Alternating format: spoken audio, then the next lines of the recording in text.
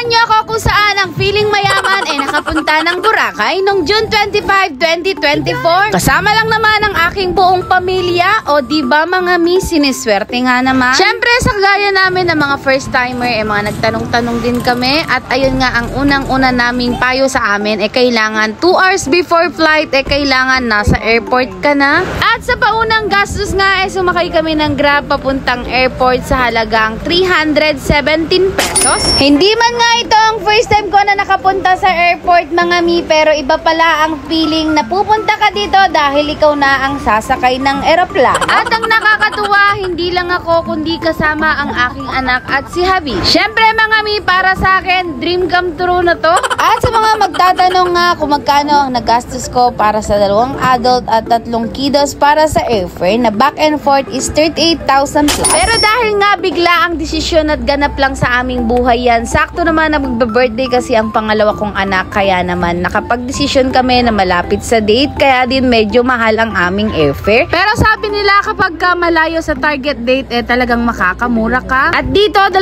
oras nga kami naghihintay kaya inabutan na ng gutom ang mga bata. Sa halagang 500 plus gumastos kami ng pagkain. Noodles lang yan mga mi, dahil nga medyo may kamahala ng pagkain sa loob ng airport. At nang dumating nga ang oras ayan, nagready na kami para makapasok. At syempre para sa mga nagpaplano at sa mga gusto na rin makapunta ng Boracay, kung kasama mo ang mga anak mo kailangan wag na wag mong kakalimutan dalhin ang birth certificate at siguraduhin na hanggang 7 kilos lang ang dala mong baggage para naman hindi magkaroon ng aberya. At sa mga oras na yan takot na takot ang aking dalaga sa pag-akyat ng eroplano. At syempre dahil nga first time tayo, kailangan nasa tabi tayo ng bintana mga mi para matanaw natin ang ganda ng mundo. Syempre bago nga umangat ang eroplano, may mga safety reminders ang ating mga stewardess. O diba akala mo parang totoo na hindi takot, pero nung umakyat na, grabe ang iyak nila mga mi.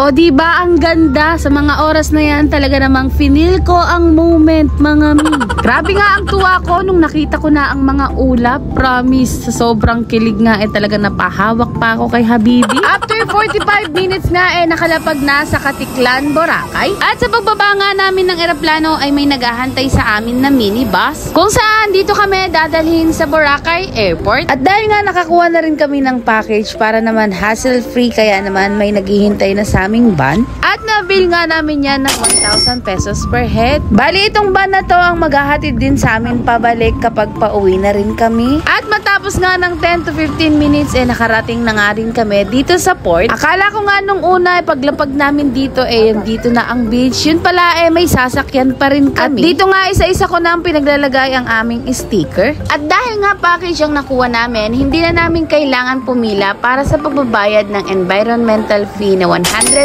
pesos per head at terminal fee na 100 pesos. Dahil kasama na yon sa 1,000 per head na binayaran namin sa package. Bali ito ring sasakyan naming pamboat per head is 50 pesos. Kasama na rin to sa package na kinuha namin. After 10 minutes nga na maalon na biyahe, ayan nakita ko ang ganda at ang clear ng tubig. At nandito na nga kami kung saan makikita namin ang napakalaking signage ng Boracay. Syempre bago ang lahat, picture muna for remembrance. At dito nga sumakay kami ulit para ihatid kami sa pag-i-stayan naming hotel. At sa wakas, sa ilang beses naming pagsakay nandito na nga kami sa beach ng Boracay. Mga misyang tunay na wala yung hilo ko.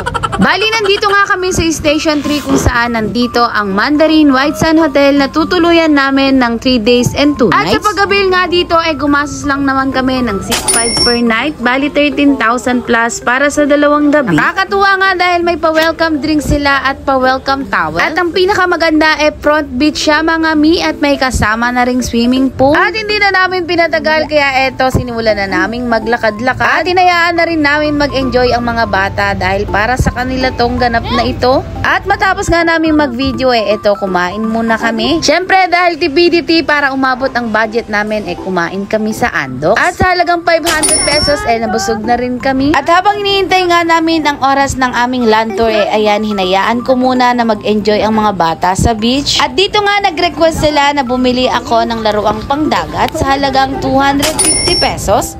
Hindi ka... Ay nako, tinutulugan mo lang yung At nang dumating nga ang oras ng land tour namin ayan, sumakay na rin kami. Sa pag-abil nga nitong e-try, kada oras is 500 pesos. At ito nga ang una naming napuntahan, ang Boracay Mangrove. Syempre, kailangan bawat pupuntahan ay may picture-picture mga mi. Sumunod naman ang Bulabog Beach kung saan matatagpuan ang medyo nakataob na puno ng nyug. High tide nga ng mga oras na yan, pero carry lang mga mi. O diba, nakapag picture-picture pa nga kami. Sumunod naman naming pinuntahan ang napakagandang grotto ng Boracay. At dahil nga sa high tide kinailangan naming sumakay ng crystal boat para mapadpad doon sa pinaka mismong grotto. Sa paghatid nga doon kailangan magbayad ng 50 pesos per head. Grabe nga ang tuwa ko nung narating ko tong grotto na to at nagpasalamat na din sa biyayang naabot namin. At matapos nga mag picture bumalik na rin kami. Gano'ng kasaya? Sabi mo? Masaya ka? O diba ang sarap lang makita at marinig kung gaano sila kasaya dahil minsan lang sila maging bata kahit na nakakabutas sa bulsa. At dito nga nadaanan pa namin ang sikat na inumin ng Jonas Fruit Shake kung saan merong alak at ang straw nila mga mi nakakain. Sumunod naman naming puntahan ang Boracay New Coast kung saan matatagpuan ang keyhole. Yung feeling na dati sa picture ko lang nakikita pero nakita ko na sa personal. At dito nga nakapag-avail kami ng 150 pesos para sa hair braid. At sa pagpunta nga namin ng Puka Beach ito ang bumungad ang mga iba't ibang klaseng souvenirs. Dami dito. Ito, hindi na vlog na karaan dati. Sa mga oras na yan talaga namang in-enjoy lang namin ang tanawin, ang beach, ang paglalaro ng mga bata. At nang dumating nga ang oras ng aming check-in dito bumalik na kami sa aming tutuluyan na hotel. Sobra ko nga na-appreciate itong hotel na tinuluyan namin. At may pa-welcome treats pa sila mga mi. At di lang yon, meron silang pa-free na tsinelas na pwede mong iuwi. At sa mga oras na yan nagpapahinga na rin sa sobrang pagod ang mga anak ko at si Habibi. At syempre bilang nasa Boracay na tayo kailangan sulitin natin ang bawat gabi, kaya ayan naman nakapagpasyahan naming lumabas para bumili na rin ng dinner. Grabe mga mi, kahit late night na yan, dami pa ring tao. At dito nga rin ako nakakita ng live na fire dancing at live na nagtatato. At nakakita nga rin ako ng Sun Castle ng Boracay. Sa paglakad-lakad nga namin nakita namin ang mga iba't ibang hotel at mga bar. Samahan pa nga ng mga syalang naglalakihan na restaurant. At ang nakakatuwa pa nga dito mga mi, may makikita kang mga live band. At dito nga nadaanan pa namin ang sikat na ice cream ng Hello Mango. At habang nabili nga ng Hello Mango nakakita kami ng umiikot na mga polis. Sinisigurado nilang safe ang mga turista. Sakto naman na pagkatapos naming bumili siya namang umulan. Nasakto naman na dito sa pinagsilungan namin nagtitinda sila ng cake ng Boracay. O diba ang gaganda? At nang tumila nga ang ulan bumalik na rin kami sa hotel. Kaya naman abangan nyo ang part 2 or day 2 ng ating vlog ng Boracay.